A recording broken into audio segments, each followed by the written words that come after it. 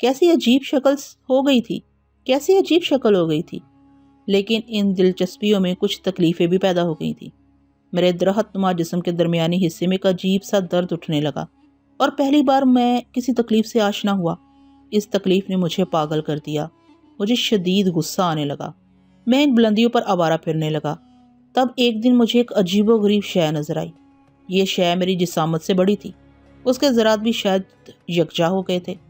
लेकिन ये शय मेरी तरह खूबसूरत नहीं थी। इसका ऊपरी हिस्सा सपाट था, बाकी हिस्से पर बाल ही बाल थे। मुझे ये शय बहुत दिलचस्प महसूस हुई और मैं रुक कर उसे देखने लगा। लेकिन मेरे जिस्म के दरमियानी हिस्से की तकलीफ़ मुझे चैन नहीं लेने देती थी। तब वो मेरी तरह चलती फिरती शय मेरी तरफ आई। उसके जिस्म में भी शायद मेरी तरह दर्द था। उसने मेरे जिस्म को अपनी गिरफ्त में लेने की कोशिश की और मुझे भी गुस्सा आ गया।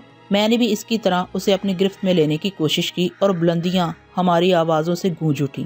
हम दोनों एक दूसरे पर हावी होने की कोशिश कर रहे थे। हर चंद वो शय मुझसे जसीम थी, लेकिन मेरी बेपनाह कुव्वत के सामने वो कुछ भी न थी। उसने मेरी तरह आग से गुसल नहीं किए थे। उसने मेरी तरह समंदरों की गहराइयाँ नहीं नापी थी। मैंने उसे ज़ेर कर लिया। मैंने उसे नीचे दबा दिया। मैं उसे ज़्यादा से ज़्यादा अजियत पहुँचा सकता था। मेरे हाथ उसे अपनी गिरफ्त में लिए हुए थे। अब मेरे पास ऐसा कोई हथियार नहीं था जिससे मैं इसे मज़ीद अजियत पहुँचा सकूँ। तब मैंने अपना मुँह खोला और इसके बालों से साफ हिस्से को इसकी गिरफ्त में ले लिया। मेरे तेज़ दांत इसकी गर्दन में पेवस्त हो गए। वो दर्द से बुलबुला उठी और इसकी गर्दन से सुर्ख पानी निकल पड़ा। और जब ये पानी मेरी ज़ुबान से टकराया तो मुझे बड़ी फरहत महसूस हुई। मैंने दांतों की गिरफ्त और मजबूत कर दी और इसके जिस्म से निकलते हुए सुर्ख पानी को ज़्यादा से ज़्यादा अपने हलक के नीचे उतारने लगा। इस तरह मेरी आतिश इंतकाम भी सर्द हो रही थी और मेरे जिस्म के दरमियाने हिस्से की तकलीफ़ भी कम होती जा रही थी। मैंने इस जानवर की गर्दन के गोश्त को दूर तक उधेड़ दिया और उसे चबाने लगा। आह, क्या लज्जत थी! और अब मेरे पेट की तकलीफ़ बिल्कुल रफ़ा हो गई थी। जब मैं खूब सैर हो गया तो मैंने इस जानवर को छोड़ दिया और वो चीखता चिल्लाता पूरी कुव्वत से एक तरफ दौड़ा चला गया। लेकिन मुझे सुकून मिल गया था। मुझे इस दर्द से निजात मिल गई थी। मैं खुश खुश बुलंदियों की सैर करने लगा। अब मैं पुरसुकून था, लेकिन ज़्यादा वक्त न गुजरा था कि फिर वही दर्द शुरू हो गई। लेकिन अब मैं इसका इलाज दरियाफ्त कर चुका था। चुनांचा मैं फिर इसी जानवर की तलाश में चल पड़ा। अब मुझे इस दर्द से निजात हासिल करने की तरकीब मालूम हो चुकी थी, लेकिन वो जानवर मुझे ना मिल सका। मैं परेशान हो गया। मैंने दूर दूर तक की बुलंदियां छान मारी, लेकिन वो न जाने कहाँ रोपोश हो गया था। यहाँ तक कि मैं थक कर एक जगह गिर पड़ा। दर्द शदीद होता जा रहा था। बेचैनी बढ़ती जा रही थी। फ़क्तन कोई मुतहर्रक शय मेरे करीब से गुजरी, छोटी सी सफ़ेद सी शय, और मैं चौंक पड़ा। क्या ये जानवर इसका बदल साबित हो सकता है? मैंने सोचा और मैं जल्दी से उठ गया। मैंने उस मुतहर्रक छोटे से जानवर को देखा। वो एक तरफ जा रहा था। मैंने इस पर छलांग लगाई। वो बहुत तेज़ दौड़ता था, लेकिन मुझसे तेज़ नहीं। मैंने जल्दी से उसे चा लिया और फिर मैंने उसे अपने मजबूत हाथों में दबोच लिया। उसे उठाया और इसके जिस्म में अपने दांत पे बस्त कर दिए। वही लज्जत, वही सुकून। मैंने इस छोटे से जानवर को जगह जगह से उधेड़ डाला और इसके गोश्त को चबाने लगा। इसके पूरे जिस्म का नरम नरम गोश्त चबा गया। सख्त हड्डियाँ मुझे पसंद नहीं आईं। मेरे पेट का दर्द बंद हो गया और मैं पहले की तरह चाको चौबंद हो गया। अपनी कहानी में तुम्हें मौजूदा दौर के अल्फाज में सुना रहा हूँ, वरना इस वक्त दर्द, लज्जत, गोश्त चबाना, पेट पकड़ना, दौड़ना, दबोचना, किसी चीज़ के लिए कोई अल्फाज न थे। ज़ुबान का इस्तेमाल सिर्फ चीखने की हद तक था। कोई ज़ुबान ईजाद न हुई थी, कोई इशारा ईजाद न हुआ था। अपने अलावा मैंने किसी इंसान को न देखा था। मुझे खुद भी नहीं मालूम था कि मैं क्या हूँ, क्यों हूँ, ज़मीन क्या चीज़ है, कायनात क्या है, आसमान क्यों है। कोई सवाल न था, कोई जवाब न था, सिर्फ एहसास सबसे कदीम चीज़ है। जानवर की हड्डियाँ फेंकने के बाद मैं फिर चल पड़ा। कहाँ, क्यों, इसका कोई जिक्र ना था। अलबत्ता एक ख्याल मेरे दिल में ज़रूर पैदा हुआ, वो ये कि मैं इस दर्द से तड़पता रहूँगा और अगर इसे रफ़ा करने के लिए कोई जानवर ना मिला तो न जाने क्या होगा। मैं तड़पता रहूँगा। चुनांचा उसके लिए ज़रूरी है कि दर्द के उठने से कबल किसी दूसरे जानवर को तलाश कर लिया जाए। तब मेरे जहन में खौफ बेदार हुआ, इस दर्द का खौफ जिसे हम भूख कहते हैं, और इस खौफ ने मुझे माइल किया इस बात की तरफ कि मैं इस दर्द के रफ़ा करने का बंदोबस्त कर लूँ। इंसान जन्म ले चुका था, पेट का मसला शुरू हो चुका था जो आज तक जारी है। चुनांचा दूसरी कदीम चीज़ भूख है। اور میں آوارہ گردی کرنے کی بجائے جانور کی تلاش کرنے لگا۔ لیکن ان بلندیوں پر جہاں چاروں طرف برف جمی ہوئی ہوتی ہے، اکا دکا جانور ملتے تھے۔ ان کے جسم سردی برداشت نہیں کر پاتے تھے، اس لیے وہ پستیوں میں چلے جاتے تھے۔ بڑی تلاش کے بعد مجھے ایک اور جانور مل سکا۔ یہ جانور بڑا قوی ہیکل اور خوخار تھا۔ وہ خود بھی بھوک کے درد کا شکار تھا، چنانچہ اس نے مجھ سے شدید مدافعت کی۔ وہ میرے جسم سے بھی وہی سرخ سیال نکالنے میں کامیاب ہو گیا جسے خون کہتے ہیں، لیکن میں اس کے بس کا نہ تھا۔ بہرحال اسے پسپا ہونا تھا اور وہ پسپا ہوا۔ میں اس وقت اسے کھانے کی خواہش نہ رکھتا تھا، اس لیے میں نے سوچا کہ اب کیا کیا جائے۔ میں اسے دبا کر لیٹ گیا۔ میں نے اسے بے بس کر دیا، لیکن اسے بے بس کیے رہنے میں مجھے کافی محنت کرنا پڑ رہی تھی، اور پھر اس کی وجہ سے مجھے ایک جگہ رکنا پڑا تھا۔ میں کوئی ایسی ترکیب کرنا چاہتا تھا جس سے وہ دیر تک بغیر مدافعت کے میرے قابو میں رہ سکے۔ میں ترکیب سوچتا رہا، لیکن ایسی کوئی ترکیب میرے ذہن میں نہیں آ سکی۔ وہ مسلسل جدوجہد کر رہا تھا اور پھر وہ میری گرفت سے نکلنے میں کامیاب ہو ہی گیا۔ میں اس کی طرف لپکا، لیکن اس نے زندگی بچانے کے لیے پستیوں میں چھلانگ لگا دی تھی۔ شکار کو یوں قابو سے نکلتے دیکھ کر میں بھی بے قابو ہو گیا، اور پھر میں اس کے تعاقب میں پستیوں میں اتر گیا۔ وہاں میری فطرت رہنمائی کر رہی تھی۔ میں نے اس جانور کے انداز میں پستیوں میں چھلانگ نہیں لگائی تھی، بلکہ پتھروں سے بچتا احتیاط سے نیچے اتر رہا تھا۔ وہ بھی نیچے کی سمت بھاگ رہا تھا اور اس کی رفتار مجھ سے تیز تھی۔ اسے زندگی کا خوف تھا، جبکہ میں اس کا سا جذبہ نہیں رکھتا تھا، اس لیے میں اسے نہ پا سکا اور وہ میری نگاہوں سے اوجھل ہو گیا۔ اپنی ناکامی پر مجھے بڑی جھنجھلاہٹ تھی۔ میں نے پھر بلندیوں کا رخ نہیں کیا، بلکہ نیچے اترتا رہا، یہاں تک کہ روشنی چھپ گئی اور تاریکی مسلط ہو گئی۔ تاریکی جو ہیبت ناک ہوتی تھی، جس سے خوف محسوس ہوتا تھا، اور یہ خوف اس وقت تک طاری رہتا تھا جب تک نیند نہ آ جائے۔ سونے کے لیے مناسب جگہ کی تلاش ابتدا سے رہی ہے، چنانچہ میں نے بھی ایک چٹان کا سایہ پسند کیا اور اس کے نیچے لیٹ گیا۔ اس وقت کوئی سوچ نہیں تھی، کوئی مسئلہ نہیں تھا۔ لیٹنے کے بعد صرف سونا ہوتا تھا اور نیند بھی فوراً آ جاتی تھی۔ میں سو گیا، اور جب سورج کی لطیف روشنی پھیل گئی تو میری آنکھ کھل گئی۔ میں چٹان کے نیچے سے نکل آیا۔ درد کی ابتدا ہو گئی تھی، ہلکا ہلکا سا احساس شروع ہو گیا تھا، اور میں اس درد سے خوفزدہ تھا۔ ہاں، درد دوسرے تمام احساسات پر حاوی تھا۔ سب سے پہلے اس کا مداوع ضروری تھا، چنانچہ میں نے چاروں طرف نگاہیں دوڑائیں۔ مجھے شکار کی تلاش تھی۔ ہر وہ شے جو متحرک ہو میرے لیے دلکش تھی۔ میں نے پتھروں کو بھی چبانے کی کوشش کی تھی، لیکن وہ اس درد کا مداوع نہیں کر سکتے تھے۔ میں شکار کی تلاش میں نیچے اترنے لگا، اور بہت دور پستیوں میں کبھی کبھی کوئی متحرک شے نظر آ جاتی تھی۔ میں اس وقت سے قبل کوئی متحرک شے پکڑ لینا چاہتا تھا جب درد شدید ہو، اور اسی خوف سے میں کافی نیچے اتر آیا۔ اب پستیوں کی انتہائی حدود آ گئی تھی۔ اس کے بعد اونچے اونچے کوہان تحد نگاہ پھیلے ہوئے تھے، اور ان کوہانوں کے درمیان سبزہ چھانک رہا تھا۔ فقطاً میں ٹھٹک گیا۔ ایک بڑے پتھر کی آڑ میں نے کوئی متحرک شے دیکھی تھی۔ عجیب سی ساخت کی شے تھی۔ وہ آہستہ آہستہ دوسری طرف کھسک رہی تھی۔ میں چوکنا ہو گیا۔ میں اس پر چھلانگ لگانے کے لیے تیار ہو گیا۔ میں نے اس پر کامیاب چھلانگ لگانے کے لیے مناسب جگہ کی تلاش میں نگاہیں دوڑائیں، اور پھر بے آواز اس اونچی چٹان پر پہنچ گیا جہاں سے میں اس پر کود سکتا تھا۔ پھر میں نے اپنے جسم کو تولا اور اس پر کود پڑا۔ میرا قوی ہیکل جسم اس شے پر جا پڑا، اور اس کے منہ سے ایک سریلی چیخ نکلی۔ میں اس پر حاوی ہو گیا، اور میں نے اطمینان سے اسے اپنے بازوؤں میں دبوچ لیا، لیکن پھر مجھے ایک انوکھا احساس ہوا۔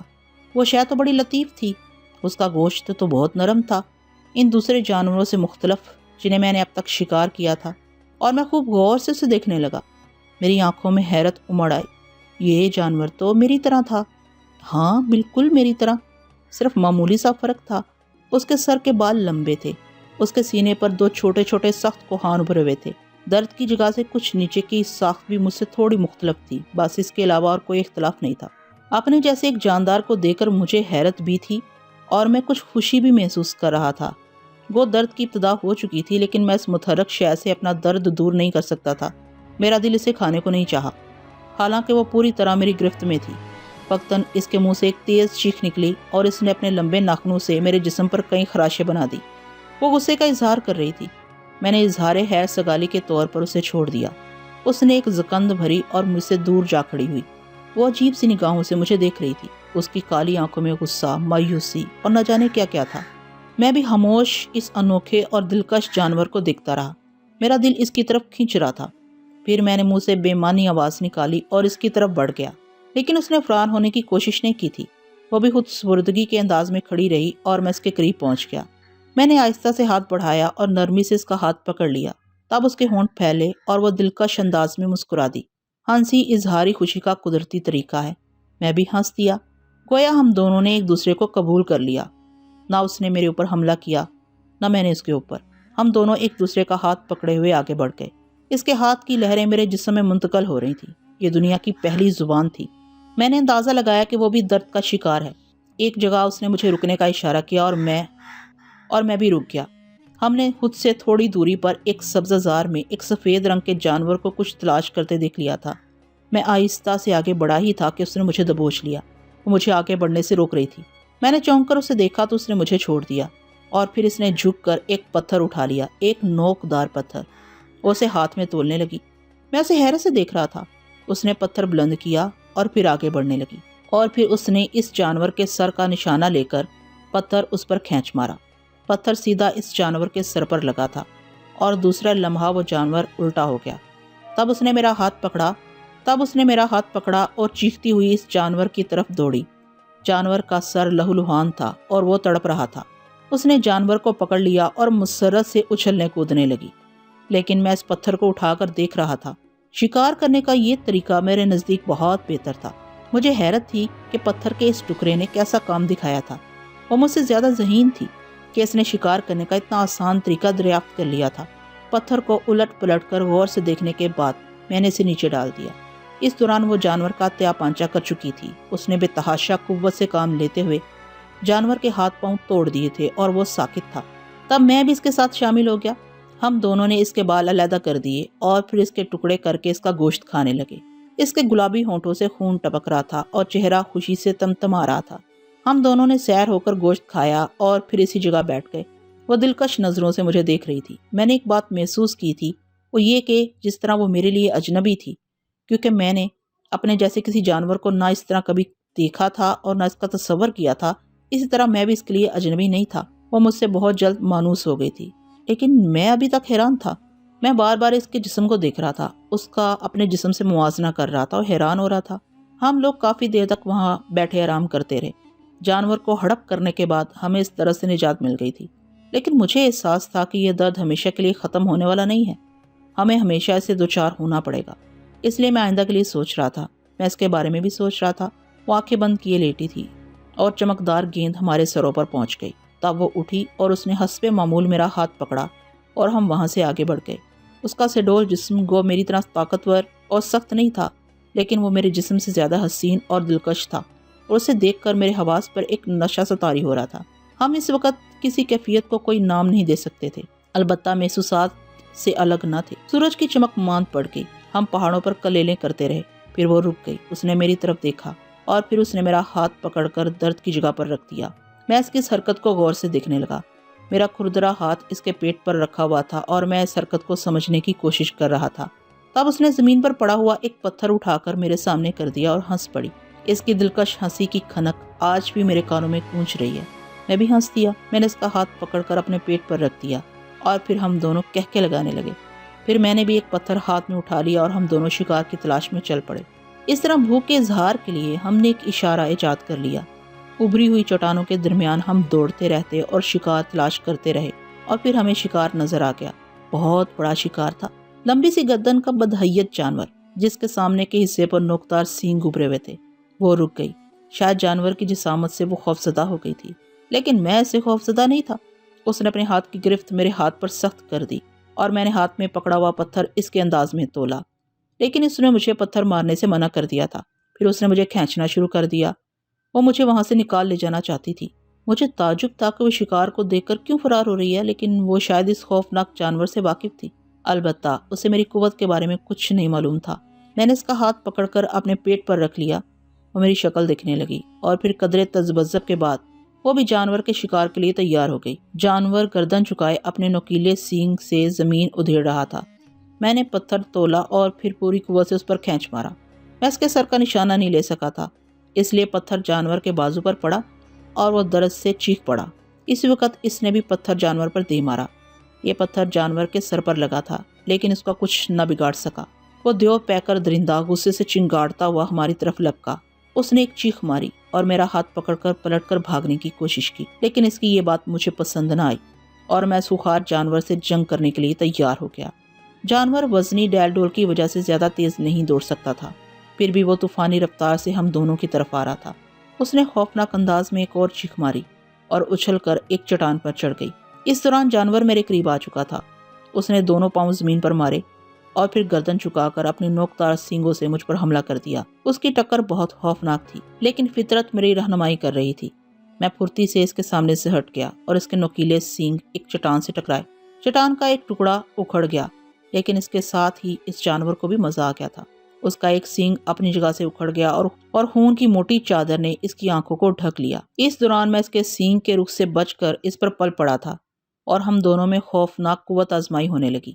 میں وقت کا بیٹا اس لڑکی کے قبیلے سے 1000 گنا طاقتور تھا۔ اس سے قبل اس نے کسی انسان کے اتنے قوی ہیکل جانور سے لڑنے کا تصور بھی نہیں کیا تھا۔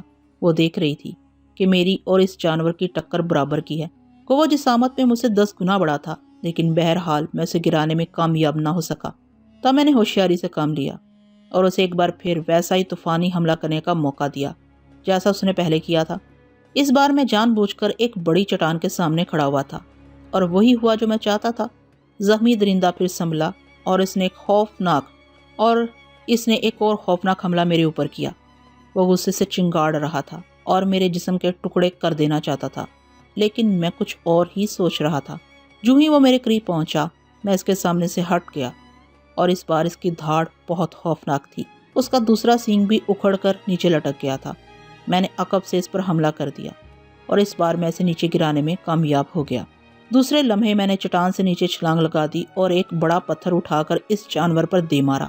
جانور پہلے ہی نیم جان ہو رہا تھا، پتھر کے وار کی تاب نہ لا سکا اور آہستہ آہستہ اس کی دھاڑیں سست پڑتی گئیں۔ پھر اس نے دم توڑ دیا۔ اس نے خوشی کی ایک چیخ ماری اور دوڑ کر مجھ سے لپٹ گئی۔ اس کا جسم جیسے میرے جسم میں پیوست ہو گیا اور میں اپنے جسم میں لطیف حرارت محسوس کرنے لگا۔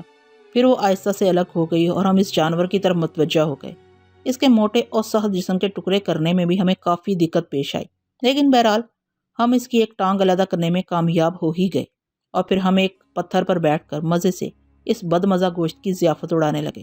اس کے چھوٹے چھوٹے دانت گوشت ادھیڑنے میں بڑی مہارت رکھتے تھے۔ جانور کی ایک ٹانگ ہی ہمارے لیے کافی رہی۔ روشنی کم ہو گئی تھی اور تاریکی پھیلتی جا رہی تھی۔ ہم اپنے لیے پناہ گاہ تلاش کرنے لگے، اور اس کے لیے زیادہ تگودو نہ کرنا پڑی۔ ایک سایہ دار چٹان کے نیچے ہم نے رات گزارنے کا پروگرام بنایا۔ وہ وہاں کی زمین کو چھوٹے موٹے پتھروں سے صاف کرنے لگی اور میں تعجب سے اسے دیکھتا رہا۔ اس سے قبل مجھے کسی جگہ کے صاف کرنے کا خیال نہ آیا تھا، حالانکہ رات کو سوتے وقت چبھنے والے پتھر تکلیف دہ ہوتے تھے۔ اس نے وہ جگہ صاف کر لی اور جگہ صاف کرتے ہوئے میں اس کے خوبصورت جسم کو دیکھتا رہا۔ گو اس کے اور میرے جسم میں تھوڑی سی تبدیلی تھی، لیکن نہ جانے مجھے اس کا جسم اس قدر پرکشش کیوں معلوم ہو رہا تھا۔ ہم کردری اور سنگلا زمین پر لیٹ گئے۔ تاریکی پھیل گئی تھی اور اب اس کا چہرہ بھی صاف نظر نہیں آ رہا تھا۔ میں سو جانے کے لیے کوشاں تھا اور وہ بھی یہی کوشش کر رہی تھی، اور پھر ہماری آنکھوں میں غنودگی تیرنے لگی۔ اس کی گہری گہری سانسیں میرے کانوں میں گونج رہی تھی۔ اس کے جسم سے بھینی بھینی خوشبو اٹھ رہی تھی جو مجھے بہت پسند آئی تھی۔ میں نے اس کی طرف رخ کر لیا اور پھر مجھے نیند آ گئی۔ رات گزرتی رہی، لیکن ابھی صبح نہیں ہوئی تھی کہ میری آنکھ کھل گئی۔ کسی جانور کے چنگاڑنے سے میں جاگ گیا تھا، اور جاگنے کے بعد مجھے احساس ہوا کہ وہ میرے جسم سے لپٹی بے خبر سو رہی تھی، اور اس کے سانس میرے سانسوں سے ٹکرا رہے تھے۔ اس کے سانسوں میں ایک دلفریب مہک تھی جس سے میں پوری طرح بیدار ہو گیا۔ مجھے اس کے نرم و لطیف جسم کا لمس بہت بھلا معلوم ہو رہا تھا۔ میں اس کے سانس کی خوشبو کو اور قریب لانے کے لیے اس کی طرف جھک گیا اور وہ بھی جاگ گئی۔ اس کے سانس گرم ہو گئے تھے اور ایک لطیف آنچ ان سے اٹھ رہی تھی۔ اس کی سیاہ آنکھوں میں ایک عجیب سی کیفیت دوڑ رہی تھی۔ کوئی خوفناک جانور ہمارے نزدیک ہی چنگاڑ رہا تھا، لیکن ہمیں کسی بات کی پرواہ نہیں تھی۔ ہوا وہ ہمارے چیتھڑے ہی کیوں نہ اڑا دیتا۔ ہم کتاب فطرت پڑھ رہے تھے اور کچھ نہ جاننے کے باوجود اس کا ایک ایک باب ہمارے سامنے کھلتا جا رہا تھا۔ کیف و مستی، سکون و سرور کی ایک دنیا آباد ہو گئی تھی۔ پھرتی، اس کے جسم کی لچک اس وقت سے کہیں زیادہ تھی جب وہ شکار کی تلاش میں ہوتی اور اس پر حملہ ور ہوتی۔ اس کا ہیجان، اس کی تڑپ اس وقت سے کہیں زیادہ تھی جب وہ بھوک سے تڑپ رہی ہوتی، اور اس کے بعد ہمارے اعضاء اسی طرح پرسکون ہو گئے جیسے ہم نے پیٹ بھر کر گوشت کھا لیا ہو۔ وہ میرے سینے سے لپٹ کر بے سدھ ہو گئی۔ میری آنکھوں پر بھی منو بوجھ آ پڑا تھا، یہاں تک کہ صبح ہو گئی۔ آتشی گولا نمودار ہو گیا اور اس نے اپنا سفر شروع کر دیا۔ تب اس نے میرے سینے سے منہ نکالا اور اس کی ہونٹوں پر مسکراہٹ ابھر آئی۔ رات کے کھیل کے اثرات ہم دونوں کے چہروں سے عیاں تھے۔ ہم دونوں ہی اس کھیل کی دریافت پر مسرور تھے۔ غذا کا معقول بندوبست تھا، چنانچہ ہم اپنے کبھی ہیکل شکار کے نزدیک پہنچ گئے، جس نے ہمارے بہت سے دنوں کو ہم پر آسان کر دیا تھا۔ ہم نے جانور کا گوشت حاصل کیا، سیر ہو کر کھایا، اور پھر ایک دوسرے کا ہاتھ پکڑے ہوئے پہاڑوں پر کلانچے بھرنے لگے۔ ہم بہت خوش تھے۔ مسرت ہمارے چہروں سے عیاں تھی۔ وہ پستیوں کے اس علاقے سے بخوبی واقف تھی اور اطمینان سے ایک مخصوص سمت جا رہی تھی۔ میں صرف اس کا ساتھ دے رہا تھا۔ تب وہ مجھے لیے ہوئے ایک نیلے پانی کی جھیل کے قریب پہنچ گئی۔ جھیل کے چاروں طرف سرسبز درخت ایستادہ تھے اور ان درختوں کے درمیان وہ جھیل بے حد حسین نظر آ رہی تھی۔ جھیل میں کمل کھلے ہوئے تھے۔ اس نے محبت بھری نگاہوں سے میری طرف دیکھا اور جھیل میں چھلانگ لگا دی۔ جھیل کے شفاف پانی میں وہ مچھلی کی طرح تیر رہی تھی، کبھی غوطہ لگاتی اور کبھی سطح پر آ جاتی۔ پھر ایک بار کنارے پر آ کر اس نے عجیب سی نظروں سے مجھے دیکھا۔ اسے حیرت تھی کہ میں اس دلچسپ کھیل سے دور کیوں ہوں، اور میں اسے دور نہ رہ سکا۔ میں بھی پانی میں کود گیا اور نہ جانے کب تک ہم جھیل میں کلیلیں کرتے رہے۔ دنیا بہت مختصر تھی، ہمیں دیکھنے والا کوئی نہ تھا۔ پھر جب ہم نہاتے نہاتے تھک گئے تو میرا ہاتھ پکڑے ہوئے کنارے کی طرف چل پڑی۔ میں بدستور اس کا ساتھ دے رہا تھا اور کائنات ہماری ملاقات پر خوش تھی۔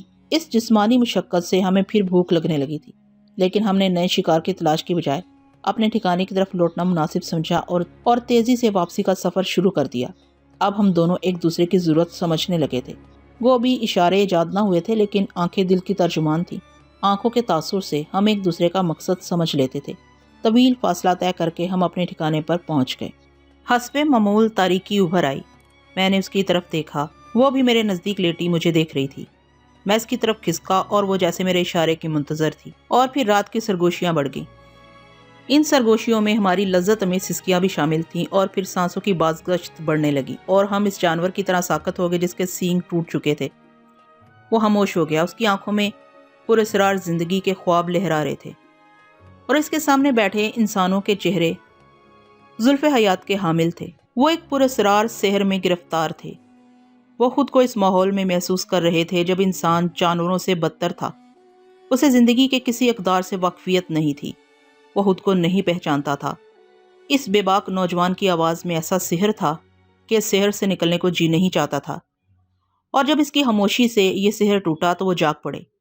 پروفیسر خاور نے اپنی بچیوں کی طرف دیکھا اور فرزانہ اور فروزہ گھبرا کر ایک دوسرے کی شکل دیکھنے لگی۔ پھر ان کے چہرے پر شفق پھوٹ آئی، ان کی نگاہیں شرم سے جھک گئیں اور ان کی پیشانی پر پسینے کے قطرات ابھر آئے۔ باپ کی موجودگی میں یہ دلکش داستان سن کر وہ معجوب ہو گئی تھی، لیکن داستان گو ان کیفیات سے بے خبر اپنی ہی دھن میں مست تھا۔ اس کی آنکھیں بند تھیں اور وہ اس ماحول سے نہیں نکلنا چاہتا تھا جہاں کا تصور اس کے ذہن میں تھا۔ لیکن یہ داستان ایسی ہی دلکش، ایسی حیران کن تھی کہ ان تمام کیفیتوں کے باوجود وہ اسے سننے کے خواہش مند تھے، اور اس کی خاموشی انہیں گرا گزر رہی تھی۔ بوڑھے خاور کی گہری گہری سانسیں صاف سنائی دے رہی تھی۔ اس سے قبل کہ وہ کچھ کہتے اس کی آواز پھر ابھری۔ دوسری صبح حسب معمول تھی۔ ہمارے دلی رابطے کچھ اور گہرے ہو گئے تھے۔ ہم کسی بھی کیفیت کے اظہار سے بے نیاز تھے، لیکن وہ گہرے رشتے جو ہمارے دلوں کے درمیان قائم ہو چکے تھے اس اظہار کے متقاضی نہیں تھے۔ ہم نے اپنے باسی شکار کا گوشت کھایا، لیکن بہت کم مقدار میں۔ ہمیں وہ گوشت بالکل پسند نہیں آیا تھا، اور اس گوشت کے ساتھ ہی ہمیں اس جگہ سے بھی نفرت ہو گئی۔ اس طرح ہم اس بات سے واقف ہوئے کہ تازہ شکار کا مزہ اچھا ہوتا ہے۔ ہم وہاں سے چل پڑے۔ اس کی خوشی آج بھی قائم تھی۔ اس کے چہرے کی دمک کچھ اور نکھر آئی تھی، اور وہ بہت حسین لگ رہی تھی۔ ہم نے اسی جھیل میں پانی کا کھیل کھیلا اور بہت دیر کھیلنے کے بعد اکتا کر باہر نکل آئے۔ اس کے بال اس کے چہرے اور گردن سے چمٹے ہوئے تھے، اور اس کی چال میں لڑکھڑاہٹ تھی۔ وہ تھوڑی دیر تک میرا سہارا لیے چلتی رہی اور پھر ہرنیوں کی طرح کلیلیں بھرنے لگی۔ آج ہم جھیل کی مخالف سمت جا رہے تھے۔ نہ جانے ہم کہاں سے کہاں نکل آئے۔ زمین وسیع تھی، سرسبز علاقہ بہت پیچھے رہ گیا تھا، اور ہم سنگلا چٹانوں کو طے کر رہے تھے۔ دور ایک دیوار نظر آ رہی تھی جو آسمان کی چھت سے مختلف تھی۔ نہ جانے اس سفید دیوار کے عقب میں کیا تھا۔ ہم نے 2 پتھر اٹھا کر ہاتھوں میں پکڑ لیے اور شکار تلاش کرنے لگے، لیکن ان سنگلا چٹانوں میں ہمیں شکار نظر نہ آیا، اور ہم اس کی تلاش میں بہت دور نکل آئے۔ سورج تیزی سے سفر کر رہا تھا، اور اب اس کے چہرے پر تھکن کے آثار نظر آ رہے تھے۔ دوسری طرف ہمیں بھوک نے نڈھال کر دیا تھا۔ ہماری رفتار بھی سست ہو گئی تھی، یہاں تک کہ رات ہو گئی لیکن ہمیں شکار نہ ملا۔ ہم دونوں بھوکے تھے، لیکن مجبوری، یہ رات بھوکے رہ کر ہی گزارنی تھی۔ اس رات کو ہمیں مناسب جگہ نہ مل سکی، اس لیے ہم نے کھلے آسمان کے نیچے ہی رات گزاری۔ پھر جو ہی وہ میری باہوں میں آئی، ہم اس درد کو بھول گئے جو تھوڑی دیر پہلے محسوس ہو رہا تھا۔ وہ میرے بازوؤں میں جذب ہو گئی اور ہم گہری نیند سو گئے۔ لیکن دوسری صبح بھوک سے حالت خراب تھی۔ ہم نے سفر شروع کر دیا، لیکن یہ سفر بہت سست رفتار تھا۔ ہمارے قدم بھوک سے ڈگمگا رہے تھے، اور ہم شکار کی تلاش میں چاروں طرف نگاہیں دوڑا رہے تھے۔ اس سنگلا علاقے سے گزر کر ہم ایسے علاقے میں نکل آئے جہاں سبز گھاس سکی ہوئی تھی۔ چھوٹی چھوٹی گول اور سفید چٹانیں بکھری ہوئی تھیں۔ ہم ان چٹانوں کے رخنوں میں جھانکتے ہوئے آگے بڑھ رہے تھے کہ فقطاً ایک تیز چیخ ہمارے کانوں سے ٹکرائی اور ہم اچھل پڑے۔ ہم نے وحشت زدہ نگاہوں سے چاروں طرف دیکھا اور اسی وقت چیخ دوبارہ سنائی دی۔ اس بار ہم چیخ کی سمت کا اندازہ کر چکے تھے، چنانچہ مجھ سے پہلے وہ اس طرف دوڑی اور پھر ایک اونچی چٹان کے عقب میں پہنچ کر اس طرح ٹھٹکی جیسے خوفزدہ ہو گئی ہو۔ دوسرے لمحے میں بھی اس کے قریب پہنچ چکا تھا۔ میری کیفیت بھی اس سے مختلف نہیں تھی۔ چٹان کی دوسری طرف میری ساتھی جیسے ایک جاندار موجود تھی اور اس کے خوبصورت جسم کو ایک عجیب سے جانور نے اپنے نرگے میں لے رکھا تھا۔ میں نے اس سے قبل ایسا جانور نہیں دیکھا تھا۔ اس کا جسم درخت کی شاخوں کی طرح گول لیکن چمکدار تھا، درمیان سے موٹا اور آخر میں پتلا ہوتا چلا جاتا تھا۔ رنگ مٹی کی طرح تھا اور خوفناک منہ میں لمبی زبان تھی۔ اس نے اپنے لمبے چمکدار جسم سے دوسری جاندار کو کس رکھا تھا اور وہ خوف و تکلیف سے نڈھال تھی۔ میں تیزی سے اس کے قریب پہنچ گیا۔ جانور کا خوفناک چہرہ اس کے چہرے کے قریب تھا اور اس کی لمبی سیاہ زبان بار بار باہر نکل رہی تھی۔ میں نے اس لچکدار جانور کے جسم کو چھو کر دیکھا۔ اس کا جسم نرم تھا، تا میرے ذہن میں ایک خیال آیا، اس کا گوشت بھی مزیدار ہوگا، لیکن اسے کیسے حاصل کیا جائے؟ دوسری طرف مجھے اپنی ساتھی جیسی ایک اور جانور کو دیکھ کر بھی حیرت ہو رہی تھی۔ میں نے جانور کے پورے جسم کو دیکھا اور پھر میری سمجھ میں ایک ترکیب آ ہی گئی۔ جانور کا چہرہ لڑکی کے چہرے کے نزدیک تھا۔ اس کا پورا جسم لڑکی کے جسم سے لپٹا ہوا تھا۔ بظاہر اس کے جسم پر ایسی کوئی چیز نظر نہیں آ رہی تھی جو مجھے نقصان پہنچا سکتی، اس لیے میں نے اپنی ساتھی کی طرف دیکھا اور ایک پتھر اٹھا کر اس کے ہاتھ میں دے دیا اور وہ میرا مطلب سمجھ گئی۔ پھر میں اس جانور کے چہرے کی طرف بڑھا اور اس کی موٹی گردن کو پکڑ لیا۔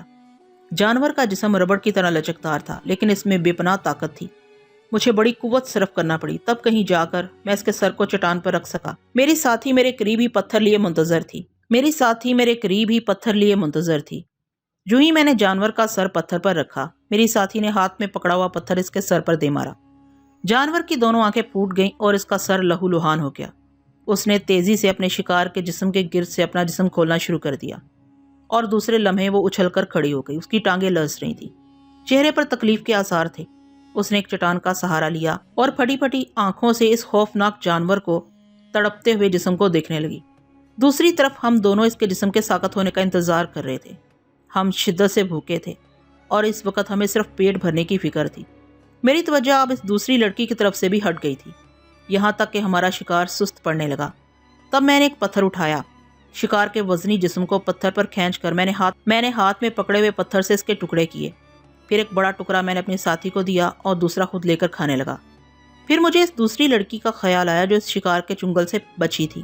میں نے اسے پتھر کے سہارے ٹکے کھڑے دیکھا اور مجھے اس پر رحم آنے لگا۔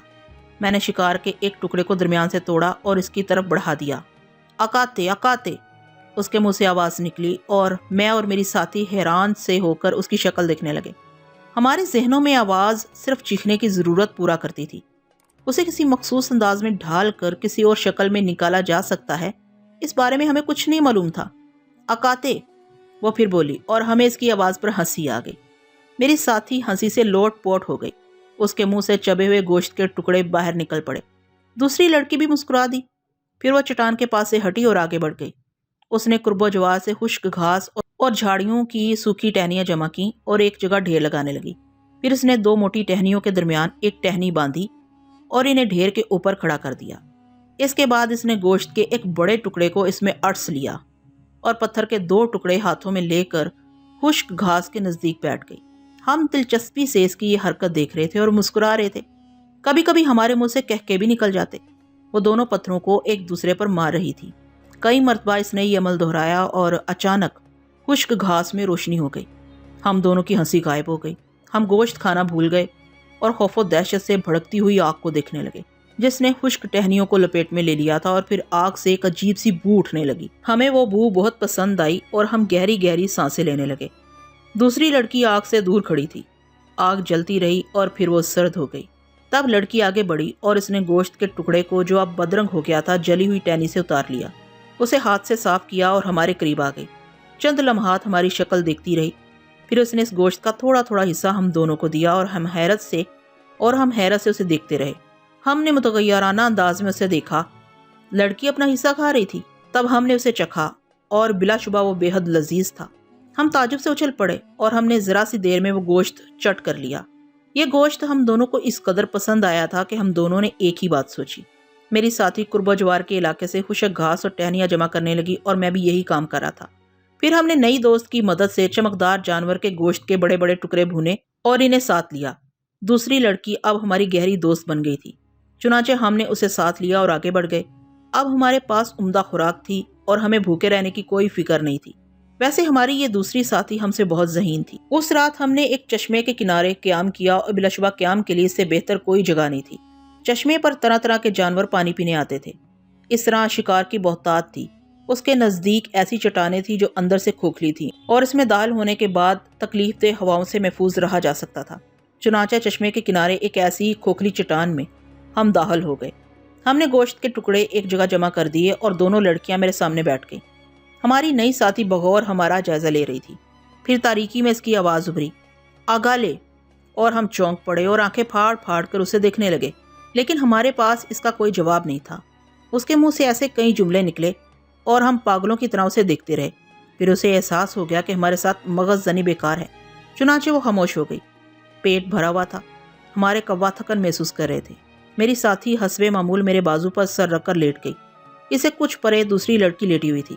باہر تیز ہوائیں چل رہی تھیں جن کے سرد جھونکے کبھی کبھی اندر داخل ہو جاتے تھے۔ نہ جانے کتنی رات گزری تھی، نیند ہمارے جسموں کی پوزیشن بدل گئی تھی۔ میری ساتھی اب دوسری طرف کروٹ لیے سو رہی تھی۔ فقطاً میری آنکھ کھل گئی۔ میں نے اپنے جسم پر کوئی چیز رینگتی ہوئی محسوس کی۔ میں چونک پڑا۔ میں نے اس رینگتی ہوئی چیز کو اپنے ہاتھوں سے پکڑ لیا۔ وہ بھی ایک ہاتھ ہی تھا، لیکن میری ساتھی لڑکی دوسری طرف کروٹ بدلے سو رہی تھی۔ اس سے قبل کہ میں اس ہاتھ کے بارے میں جان سکوں، اچانک میرے اوپر ایک نرم بوجھ آ پڑا۔ میں اگر چاہتا تو اس بوجھ کو اٹھا کر دور پھینک سکتا تھا، لیکن میرے ہاتھوں نے وہ جانے پہچانے نقوش ٹٹول لیے تھے جو مجھے پسند تھے۔ یہ دوسری لڑکی پہلی لڑکی سے بھی زیادہ خوبصورت اور دلکش تھی۔ پہلے میں نے اس کے بارے میں سوچا بھی نہیں تھا، لیکن اب میں اس کی اہمیت سے واقف ہو رہا تھا۔ میری ساتھی کی آنکھ کھل گئی۔ تاریکی میں وہ شاید صورتحال کا جائزہ نہیں لے پا رہی تھی، لیکن بہت جلد وہ حقیقت سے واقف ہو گئی۔ اور پھر میری ساتھی لڑکی نے اس کے بال پکڑ لیے تھے اور پوری قوت سے اسے کھینچ رہی تھی۔ دوسری لڑکی کی چیخوں سے غار گونج رہا تھا۔ میری ساتھی نے اس کے بال بدستور پکڑے ہوئے تھے۔ وہ بچھڑی ہوئی شیرنی نظر آ رہی تھی اور اس دوسری لڑکی کو لاتوں اور گھونسوں سے مار رہی تھی۔ پھر اس نے زور سے اسے دھکا دیا اور وہ ایک طرف جا پڑی۔ میں خاموشی سے غار کے ایک حصے میں کھڑا اپنی ساتھی کی کارروائی دیکھ رہا تھا۔ رقابت کے اس جذبے کو میں اس وقت نہیں سمجھ سکتا تھا۔ دوسری لڑکی غار کی دیوار سے ٹکی ہانپ رہی تھی۔ فقطاً اس کی گراہٹ گونجی اور پھر ایک تیز چیخ کے ساتھ وہ میری ساتھی لڑکی پر لپکی اور اس کی گردن دبوچ لی۔ میری ساتھی لڑکی بھی مدافعت کے لیے تیار تھی۔ وہ دونوں ایک دوسرے سے لپٹ گئیں اور درندوں کی طرح لڑنے لگیں۔ وہ ایک دوسرے کو کاٹ رہی تھی، بھبوڑ رہی تھی، اپنے تیز ناخنوں کو استعمال کر رہی تھی، اور پھر غار میں ایک تیز چیخ گونجی، ایک دلدوز چیخ۔ یہ میری ساتھی لڑکی کی چیخ تھی اور جنگ رک گئی۔ دوسری لڑکی کی تیز تیز سانسیں غار میں گونج رہی تھی اور میں بدستور بت کی طرح ساکت کھڑا تھا۔ میں نے ان کے معاملات میں دخل اندازی ضروری نہیں سمجھی تھی، اور پھر جب فاتح لڑکی لڑکھڑاتے قدموں سے میرے نزدیک پہنچی تو میں نے اسے وہ سب کچھ دے دیا جو وہ چاہتی تھی۔ میں نے اس کی فتح کا پورا اعتراف کیا۔ دن کی روشنی میں نے اپنی پہلی ساتھی کا حشر دیکھا۔ اس کا بھیجا پاش پاش ہو گیا تھا۔ دوسری لڑکی نے پوری قوت سے اس کا سر دیوار پر دے مارا تھا اور یہی دیوار اس کی فتح کا باعث بنی تھی، لیکن مجھے اس کے ختم ہو جانے کا کوئی افسوس نہ تھا۔ افسوس یا رنج کی کوئی حس ہی نہ تھی۔ چنانچہ اب وہ دوسری لڑکی میری ساتھی بن گئی۔ گو اس کے جسم پر جگہ جگہ خراشیاں تھیں جن سے ابھی تک خون رس رہا تھا۔ بہت سی جگہوں پر کاٹنے کے نیلے نیلے نشان پڑے ہوئے تھے، لیکن اسے کسی چیز کی پرواہ نہیں تھی۔ اسے میں مل گیا تھا۔ ہم نے رات کا تیار کیا ہوا گوشت کھایا، چشمے سے پانی پیا اور پھر اسی چشمے میں اتر گئے۔ ٹھنڈے پانی نے شاید لڑکی کے زخموں میں سوزش پیدا کر دی تھی، اس لیے وہ جلدی سے باہر نکل آئی اور اپنے بھیگے بالوں کو خشک کرنے لگی۔ پھر تھوڑی دیر تک وہ دھوپ میں بیٹھی رہی۔ اس کے بعد مجھے باہر چھوڑ کر اندر غار میں چلی گئی۔ اس نے پہلی لڑکی کی لاش گھسیٹ کر باہر نکالی اور اسے بے دردی سے کھینچتی ہوئی دور لے گئی۔ میں خاموشی سے اس کے اقدامات کا جائزہ لیتا رہا۔ لڑکی کی لاش کو دور پھینکنے کے بعد وہ میرے پاس آ گئی اور میرے قریب بیٹھ گئی۔ وہ میرے تعاون پر مسرور تھی۔ مجھے اس کے چہرے پر بے پناہ مسرتیں بکھری ہوئی نظر آ رہی تھیں۔ بلا شبہ وہ پہلی لڑکی سے زیادہ دلکش اور حسین تھی۔ پھر اس نے اپنی مخصوص زبان میں کہا، لا کا لا کا۔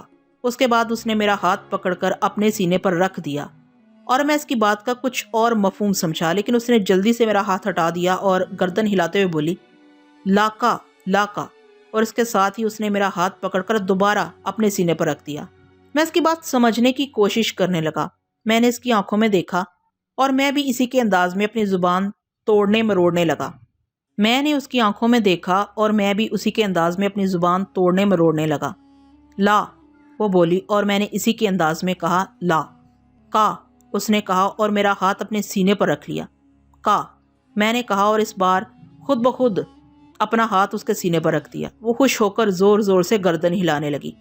لا کا، اس نے گردن ہلاتے ہوئے کہا۔ لا کا، میں نے بھی اسی کے انداز میں گردن ہلائی اور وہ زور سے ہنس پڑی۔ پھر اس نے اپنا ہاتھ میرے سینے پر رکھ دیا اور سوالیہ نگاہوں سے مجھے دیکھنے لگی۔ لا کا، میں نے بآسانی کہا۔ زبان کے اس استعمال سے مجھے ایک انوکھی لذت کا احساس ہو رہا تھا۔ اس نے ہنستے ہوئے گردن ہلا دی۔ اس بار اس نے مخالف سمت میں گردن ہلائی تھی اور پھر وہ بار بار میرے سینے پر اپنا ہاتھ رکھنے لگی۔ نہ جانے کس طرح میں نے بھی بے بسی سے گردن نفی کے انداز میں ہلا دی تھی۔ وہ سنجیدہ ہو گئی اور پھر کچھ سوچنے لگی۔ چند لمحات کے بعد اس کی آنکھیں خوشی سے چمکنے لگیں۔ تو سا، اس نے میرے سینے پر ہاتھ رکھتے ہوئے کہا اور میں نہ سمجھنے والے انداز میں اسے دیکھنے لگا۔ لا کا، اس نے میرا ہاتھ اپنے سینے پر رکھتے ہوئے کہا اور پھر اپنا ہاتھ میرے سینے پر رکھ کر کہا تو سا، میں نے کہا اور جلدی جلدی گردن ہلانے لگی وہ۔ لا کا، میں نے اپنا ہاتھ اس کے سینے پر رکھا اور پھر اپنا ہاتھ اپنے سینے پر رکھ کر بولا تو سا۔ اس طرح پروفیسر، انسانی جسم اختیار کرنے کے بعد مجھے جو پہلا نام ملا وہ توسا تھا۔ میں نے یہ نام قبول کر لیا۔ لاکا نے مجھے یہ نام دیا تھا اور لاکا کو میں بہت پسند کرتا تھا۔ دوسری لڑکی کا احساس بھی میرے ذہن سے فنا ہو گیا تھا۔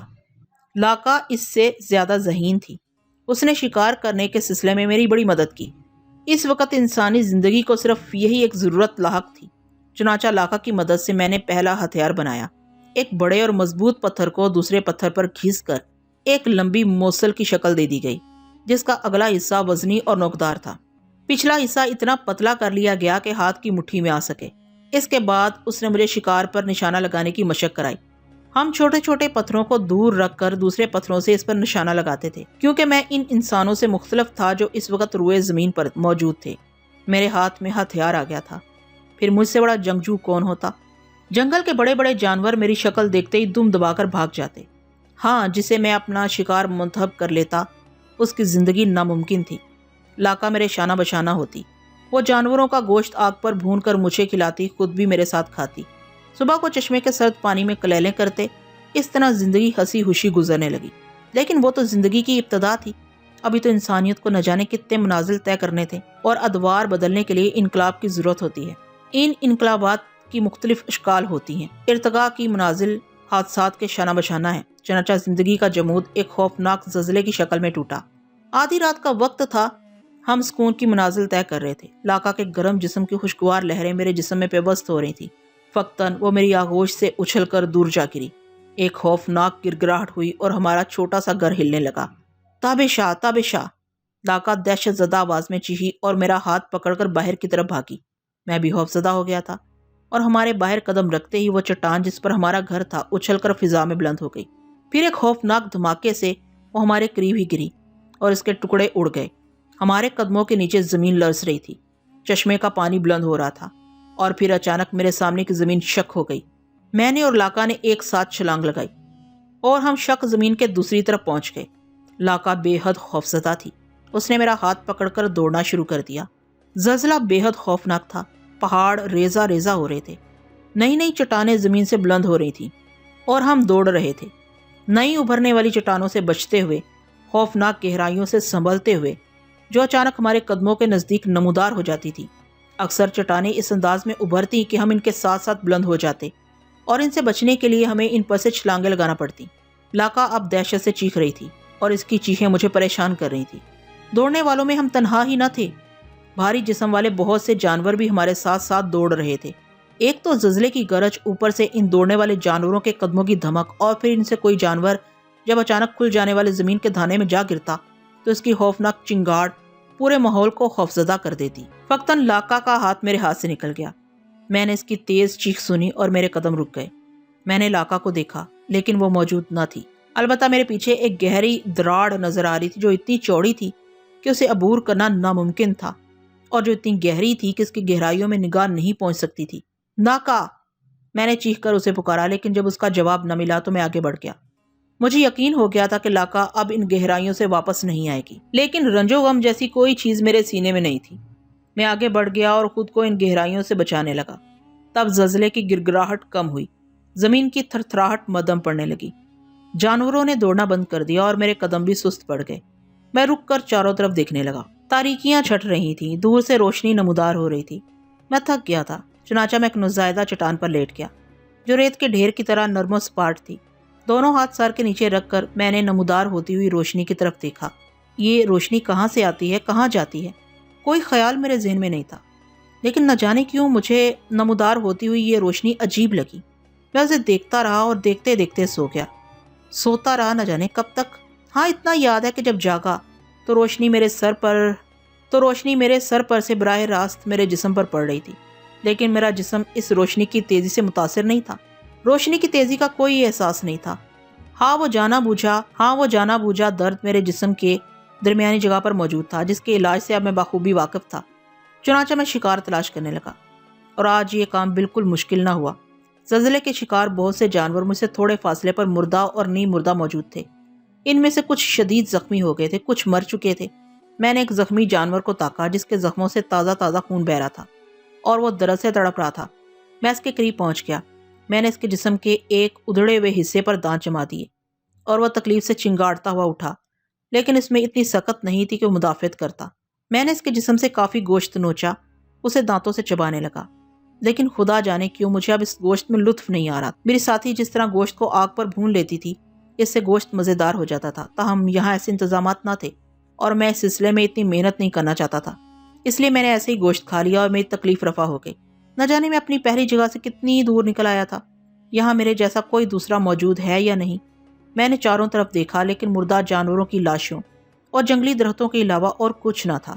تب میں دوبارہ اس چٹان کی طرف بڑھ گیا جس پر میں سوتا رہا تھا۔ پھر میری نگاہ چٹان کے دوسری طرف اٹھ گئی اور میں تعجب سے ادھر دیکھنے لگا۔ دوسری طرف خوفناک گہرائیاں تھیں، لیکن ان گہرائیوں کی انتہا نظر آ رہی تھی، پوری سپاٹ ریت جس کا طویل میدان تحد نگاہ چلا گیا تھا، اور اس کے دوسری طرف لہریں لیتا ہوا نیلا پانی جو دور آسمان سے ملا ہوا تھا۔ یہ منظر مجھے بے حد حسین لگا۔ کیسا انوکھا تھا یہ منظر۔ سمندر میرے لیے اجنبی نہیں تھا، لیکن اس کی تصویر میرے ذہن کے آخر گوشوں میں تھی، اور میں اس وقت اسے کوئی نام نہیں دے سکتا تھا، تاہم میں نے اس کو پسندیدہ نگاہوں سے دیکھا۔ میں نے ان گہرائیوں میں پہلا قدم رکھا، لیکن پہلا قدم رکھتے ہی میرے کانوں میں ایک عجیب سا شور گونج اٹھا، ایک خوفناک شور۔ میں اچھل پڑا، شاید زمین پھر لرزنے والی تھی۔ میں سنبھل گیا، لیکن زمین نہ لرزی، البتہ دور میں نے بہت سے جانوروں کو بھاگتے دیکھا۔ وہ بے تحاشا بھاگے چلے جا رہے تھے اور ان کے عقب میں ایک بہت بڑی چٹان رینگ رہی تھی۔ سیاہ رنگ کی اس خوفناک چٹان کو رینگتے دیکھ کر مجھے بڑی حیرت ہوئی، اور اس سے زیادہ حیرت اس وقت ہوئی جب یہ جانور میرے قریب سے گزرے۔ یہ جانور وہ نہ تھے جن کا میں شکار کرتا تھا، بلکہ یہ تو سب میرے جیسے تھے، بالکل میرے جیسے۔ ان کے ہاتھوں میں پتھر کے ہتھیار تھے، لیکن وہ خوفزدہ ہو کر بھاگ رہے تھے، اور سیاہ چٹان ان کے پیچھے رینگتی ہوئی ان کی طرف بڑھ رہی تھی۔ چند دوڑتے ہوئے جانداروں نے میری طرف بھی دیکھا، شاید انہیں تعجب تھا کہ میں ان کی طرح خوفزدہ کیوں نہیں ہوں، اور پھر جب انہوں نے دوڑتے نہ دیکھا تو ان میں سے ایک نے میرا ہاتھ پکڑ لیا اور مجھے دھکیلنے لگا۔ میں اس کا مقصد سمجھ گیا تھا، چنانچہ نہ جانے میرے ذہن میں کیا آیا کہ میں نے بھی دوڑنا شروع کر دیا۔ اب میں انہی کے انداز میں انہی کے ساتھ بھاگ رہا تھا۔ تھوڑی دیر کے بعد پتھروں کی ایک اونچی دیوار کے نزدیک پہنچ گئے۔ اس دیوار میں چھوٹے چھوٹے سوراخ تھے، سب ان سوراخوں میں گھس گئے۔ یہ سوراخ اندر سے کافی کشادہ تھے اور ان میں عجیب سی روشنیاں بھری ہوئی تھیں۔ یہ روشنیاں پتھروں کے گڑھوں میں ہو رہی تھیں، اور روشنیوں کے نزدیک چھوٹے چھوٹے جاندار اور لاکا جیسی عورتیں بیٹھی ہوئی تھیں۔ چھوٹے جاندار ان کے سینوں سے لپٹے ہوئے تھے اور سینے پر ابھرے ہوئے کوہانوں کو چوس رہے تھے۔ میں تعجب سے یہ مناظر دیکھتا رہا۔ اس وقت وہ لوگ خوفزدہ تھے، اس لیے اپنے درمیان ایک اجنبی پر انہوں نے توجہ نہ دی۔ وہ پتھر کے بڑے بڑے ٹکڑے ان سوراخوں میں پھنسا رہے تھے۔ میری سمجھ میں کوئی بات نہیں آ رہی تھی۔ فقط میرے کانوں میں ایک دلدوز چیخ ابھری اور میں چونک پڑا۔ یہ چیخ لاکا سے مشابہ تھی۔ لاکا میرے منہ سے اچانک نکل گیا۔ بینی بینی، میرے قریب بیٹھا ایک بوڑھا بول پڑا۔ لاکا، میں نے اس کی طرف دیکھا۔ بینی بینی، اس نے خوفزدہ انداز میں سوراخ کی طرف اشارہ کیا۔ میں نے سوراخ کی طرف دیکھا۔ اس سوراخ کو بھی پتھر کے بڑے ٹکڑے سے بند کر دیا گیا تھا۔ نہ جانے میرے ذہن میں کیا آئی کہ میں اٹھ کر سوراخ کی طرف بڑھ گیا۔ میں نے سوراخ کا پتھر ہٹایا اور باہر نکل گیا۔ سیاہ متحرک چٹان زیادہ دور نہ تھی۔ میں نے پہلی بار اسے قریب سے دیکھا۔ وہ چٹان نہیں تھی، وہ تو کوئی جاندار تھا جو اپنے سیاہ خول سے گردن نکال نکال کر اپنے قریب کسی ننھی سی شے پر لے جاتا اور ننھی سی شے اچھل کر دور ہٹ جاتی۔ میں نے اس ننھی سی شے کو دیکھا۔ وہ شے کم از کم میرے برابر تھی اور لاکا جیسی تھی۔ تیز چیخیں اسی کے منہ سے نکل رہی تھیں۔ میری آنکھوں میں لاکا گھوم گئی اور میں تیزی سے اس کی طرف بڑھا۔ وہ اچھل اچھل کر سیاہ شہ کی گردن سے بچنے کی کوشش کر رہی تھی اور سیاہ شہ بار بار گردن بڑھا کر اسے اپنے منہ میں پکڑنے کی کوشش کر رہی تھی۔ میں جانوروں کے شکار سے بخوبی آگاہ تھا۔ گو میرا پتھر کا ہتھیار میرے پاس نہیں تھا، لیکن دوسرے خوفناک اور نکیلے پتھر چاروں طرف بکھرے پڑے تھے۔ میں نے ان میں سے ایک لمبا نکیلا پتھر اٹھا لیا اور پھر تیزی سے اس سیاہ شہ کے نزدیک پہنچ گیا۔ وہ میری طرف سے غافل بدستور اس خوبصورت مخلوق پر حملے کر رہی تھی۔ میں اس کی گردن کے نزدیک پہنچ گیا اور پھر میں نے اس کی گردن پر پوری قوت سے وار کر دیا۔ سیاہ شہ تلملائی اور میری طرف متوجہ ہو گئی۔ اس کے سر کے حصے پر دو بڑی بڑی آنکھیں تھیں جو انگاروں کی طرح دیکھ رہی تھیں۔ اس نے لڑکی کی طرف سے توجہ ہٹا کر میری طرف مبذول کر دی، لیکن میں اس کے لیے ترنے والا نہیں تھا۔ میں نے بہت جلد محسوس کر لیا کہ وہ خوفناک جانور تیزی سے اپنی گردن کو حرکت نہیں دے سکتا اور اسے اپنے پہاڑ جیسے جسم کو حرکت دینے کے لیے گردن سمیٹنی پڑتی تھی۔ اس کا جسم ناقابل تسخیر ضرور ہے، لیکن اس کی گردن پر قابو پانا بڑی بات نہیں ہے۔ چنانچہ میں پھرتی سے پنتیرے بدل بدل کر اس کی گردن پر وار کرنے لگا۔ میرے ہر وار پر سیاہ جانور تلملا جاتا تھا، لیکن وہ میرا بگاڑ کچھ نہ سکتا تھا۔ وقتاً مجھے کچھ خیال آیا اور اس بار میں نے اس کی آنکھ کا نشانہ لیا۔ پھر میرے ہاتھ کا نوکیلا پتھر پوری قوت سے اس کی آنکھ میں پیوست ہو گیا۔ پھٹ چاک سے آواز آئی اور اس کے ساتھ ہی اس جانور کا منہ کھل گیا۔ ایک تیز اور خوفناک دھاڑ سنائی دی اور جانور نے اپنی گردن اپنے جسم میں داخل کر لی۔ پھر اس کا چٹان جیسا جسم پیچھے سرکنے لگا۔ وہ بہت تیزی سے پیچھے جا رہا تھا۔